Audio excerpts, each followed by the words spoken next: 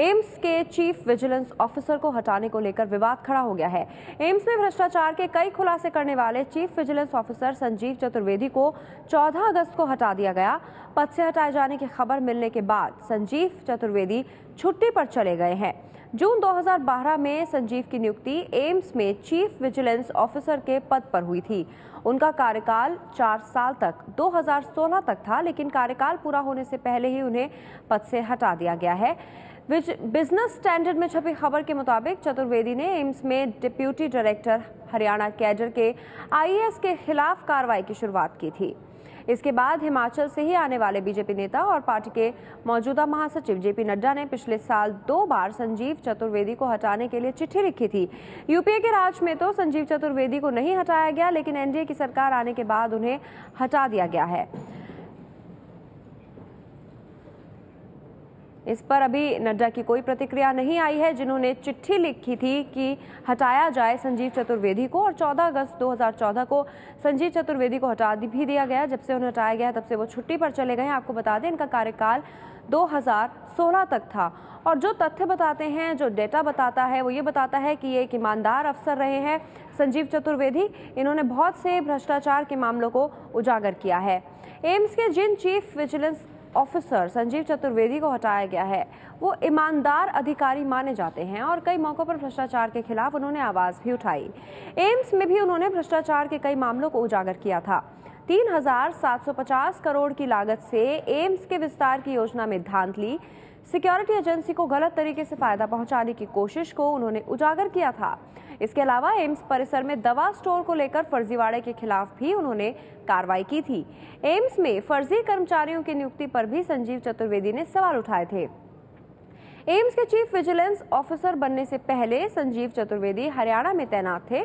हरियाणा में भी उन्होंने भ्रष्टाचार के खिलाफ मोर्चा खोला था और शायद यही बात एनडीए की सरकार को रास नहीं आई, इसलिए नड्डा की तरफ से बार बार चिट्ठी लिखी गई कि संजीव चतुर्वेदी को हटाया जाए। हमारे साथ एबीपी न्यूज संवाददाता जगविंदर पटियाल जुड़ गए हैं। जगविंदर, साफ सुथरी छवि वाले ऑफिसर रहे हैं संजीव चतुर्वेदी, इन्हें हटाया क्यों गया है? क्या ये वजह सामने आई है अब तक? देखिए, ये तो एक बड़ी जांच में सामने आ सकता है, लेकिन मुझे एक समीकरण समझ में आता है कि जेपी नड्डा की अगर चिट्ठी को हम मद्देनजर रखें तो एम्स में तैनात होने के बाद संजीव चतुर्वेदी ने जिन जिन लोगों के खिलाफ या जिन जिन लोगों की गड़बड़ियों को उजागर किया, उसमें हिमाचल प्रदेश के एक अधिकारी भी थे जो एम्स में तैनात थे। तो जेपी नड्डा भी क्योंकि हिमाचल से ही आते हैं, तो हो सकता है कि उन अधिकारी के खिलाफ जो संजीव चतुर्वेदी ने कार्रवाई की या संजीव चतुर्वेदी की रिपोर्ट्स पर जो हेल्थ मिनिस्ट्री ने कार्रवाई की, उसके चलते हो सकता है जेपी नड्डा को ये लगा हो कि उनको ये चिट्ठी लिखनी चाहिए, उनको हटाने के लिए चिट्ठी लिखनी चाहिए। लेकिन अगर बात करें संजीव चतुर्वेदी के बैकग्राउंड की या एम्स में जाने की, तो संजीव चतुर्वेदी ने 3 केस थे मुख्य तौर पर, कुरुक्षेत्र का, झज्जर का और फतेहाबाद का। ये 3 केसेस को इन्होंने उठाया था हरियाणा सरकार के आगे, जिसके चलते हरियाणा सरकार से इनकी बहुत तल्ख रिश्ते रहे। लेकिन संजीव चतुर्वेदी ने हार नहीं मानी, कई साल लड़ाई लड़ी, उन्हें चार्जशीट किया गया था, उनके खिलाफ एफआईआर दर्ज की गई थी, राष्ट्रपति भवन ने दखल दिया, चार्जशीट को क्वैश किया गया। फाइनली काफी जद्दोजहद के बाद संजीव चतुर्वेदी सेंटर में डेपुटेशन पे जाने में कामयाब रहे। उन्होंने कहा कि विस्ल ब्लोअर होने के नाते उनको तंग किया जाता है, वो भ्रष्टाचार का पर्दाफाश करते हैं।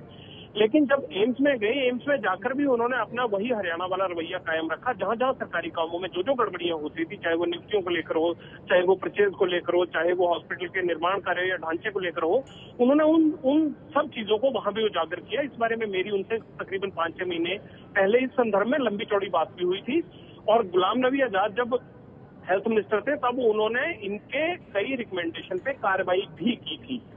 अब सवाल ये उठता है कि जेपी नड्डा का 13 में चिट्ठी लिखना और अब उनको उस पद से हटाया जाना चतुर्वेदी को, ये आपस में इसलिए जोड़कर देखा जा रहा है क्योंकि एक हिमाचल के अधिकारी के खिलाफ भी संजीव चतुर्वेदी ने कार्रवाई की थी। तो हो सकता है कि हिमाचल लॉबी ने इसमें काम किया हो कि संजीव चतुर्वेदी का इस पद से हटना बनता है। तो उसके बाद एनडीए की गवर्नमेंट ने ये कार्रवाई की है। लेकिन सवाल फिर बड़ा वही खड़ा होता है कि क्या हमारे देश में विस्ल ब्लोअर और जो ईमानदार छवि के अधिकारी हैं, वाकई ही प्रधानमंत्री नरेंद्र मोदी उनको काम पर रखकर उनसे काम लेना चाहते हैं, या फिर उनके जो नीचे के बाकी नेता लोग हैं या बाकी मंत्री हैं, उनको ऐसे अधिकारी नहीं बचते हैं? इन दोनों चीजों के बीच में एक बड़ा सवाल संजीव चतुर्वेदी की यहाँ से तबादले के बाद खड़ा होता है। बिल्कुल जगविंदर, और आप ये कह रहे हैं कि बीजेपी के नेता जेपी नड्डा, जिन्होंने चिट्ठी लिखी और आग्रह किया कि संजीव चतुर्वेदी को हटाया जाए, उनका संजीव चतुर्वेदी से कोई ऐसा लेना देना नहीं था, किसी तरीके की परेशानी जेपी नड्डा को नहीं थी। लेकिन क्योंकि हिमाचल के अफसर जेपी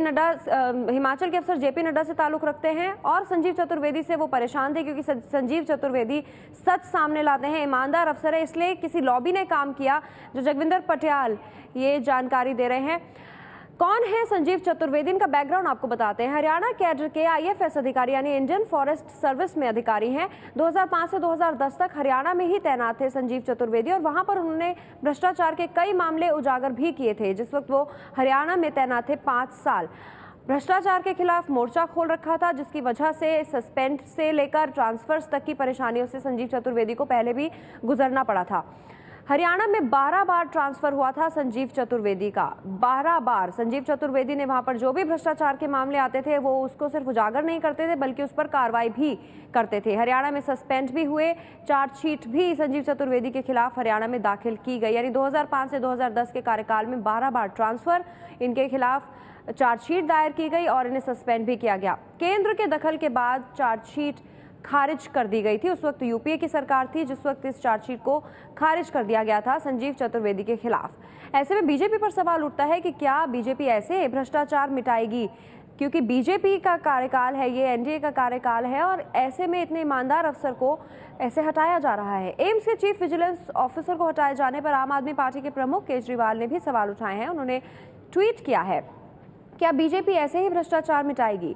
ईमानदार और सक्रिय विजिलेंस ऑफिसर को हटा दिया, एंटी करप्शन ब्रांच के अधिकार कम कर दिए, येदियुरप्पा को उपाध्यक्ष बना दिया है। आम आदमी पार्टी के संयोजक अरविंद केजरीवाल ने ट्वीट किया है और सवाल उठाया है कि क्या बीजेपी ऐसे ही भ्रष्टाचार मिटाएगी? एंटी करप्शन ब्रांच के अधिकार कम कर दिए हैं और येदियुरप्पा को उपाध्यक्ष भी बनाया गया है।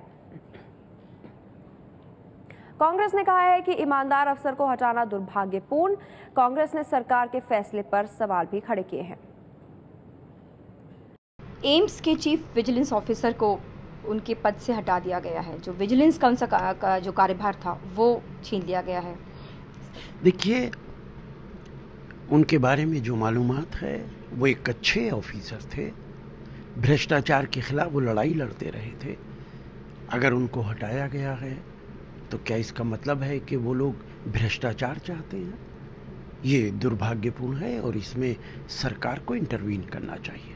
ऐसा कहा जा रहा है कि जेपी नड्डा जो हैं बीजेपी के, उन्होंने भी एक पत्र लिखा था, उसके बाद इस तरह की कार्रवाई हुई है। हाँ, अगर उनके पत्र पे हटाया गया है तो और ज्यादा दुर्भाग्यपूर्ण है। जो ईमानदार ऑफिसर्स हैं उनको इनकरेज करना चाहिए, ना कि उनको पद से हटा देना चाहिए।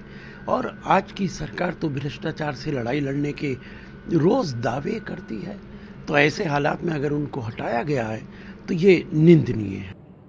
तो कांग्रेस इसे दुर्भाग्यपूर्ण बता रही है। वहीं संजीव चतुर्वेदी को कार्यकाल खत्म होने से पहले हटा दिया गया, लेकिन बीजेपी ने कहा कि रूटीन ट्रांसफर है, इसलिए इसको अलग तरीके से लेना ठीक नहीं है। के अधिकारी chief vigilance officer Sanjeev Chaturvedi थे। 2016 तक नियुक्ति हुई, लेकिन स्वास्थ्य मंत्रालय की एक चिट्ठी के बाद उन्हें हटा दिया गया। आम आदमी पार्टी ने भी इस पर प्रतिक्रिया दी है, तो ये किस तरीके का कदम है? ये एडमिनिस्ट्रेटिव डिसीजंस जो होते हैं, जो सामान्य एडमिनिस्ट्रेटिव डिसीजन होते हैं, उस पे जो है वो अगर कोई पॉलिटिकल पार्टी या कोई व्यक्ति उस पे राजनीतिक इशू बनाता है तो वो ठीक नहीं। सर, उन्होंने कई घोटालों के खुलासे किए थे, तो लोग अब आरोप लगा रहे हैं कि ईमानदार अफसरों से बीजेपी सरकार चिढ़ रही है, उन्हें हटाने की कोशिश कर रही है। बात ये कि देखिए, सामान्य जो प्रशासनिक निर्णय होते हैं, उन सामान्य प्रशासनिक निर्णय को जो है वो किसी से पूछ करके या किसी राजनीतिक कारणों से किया जाए, ये जरूरी नहीं है। इसलिए जो है वो बिल्कुल सामान्य प्रशासनिक निर्णय है, इससे ज्यादा उसे कुछ नहीं। तो बीजेपी इसे रूटीन वर्क बता रही है, जैसे रूटीन में ट्रांसफर्स होते हैं वैसे ही हुआ है। आपको दिखाते हैं वो चिट्ठी जिसके जरिए संजीव चतुर्वेदी को हटाया गया है। ये वो चिट्ठी है, संजीव चतुर्वेदी को इसके जरिए हटाया गया है और संजीव चतुर्वेदी का कार्यभार स्वास्थ्य विभाग के CVO को देने की चिट्ठी। Chief vigilance officer Sanjeev Chaturvedi यहाँ पर थे एम्स में, लेकिन अब उन्हें हटा दिया गया है और ये चिट्ठी लिखी गई स्वास्थ्य विभाग के CVO काम देखेंगे, ये चिट्ठी लिखी गई थी, जिसके बाद संजीव चतुर्वेदी जो चीफ विजिलेंस ऑफिसर यानी CVO के पद पर मौजूद थे एम्स में, उन्हें वहां से हटा दिया गया है। सवाल लाजमी हो गया है खड़ा होना कि ऐसी छवि वाले ईमानदार अफसर को उनका कार्यकाल खत्म होने से पहले क्यों हटाया गया। इन सभी खबरों को विस्तार से देखने के लिए लॉग इन कीजिए www.abpnews.in पर।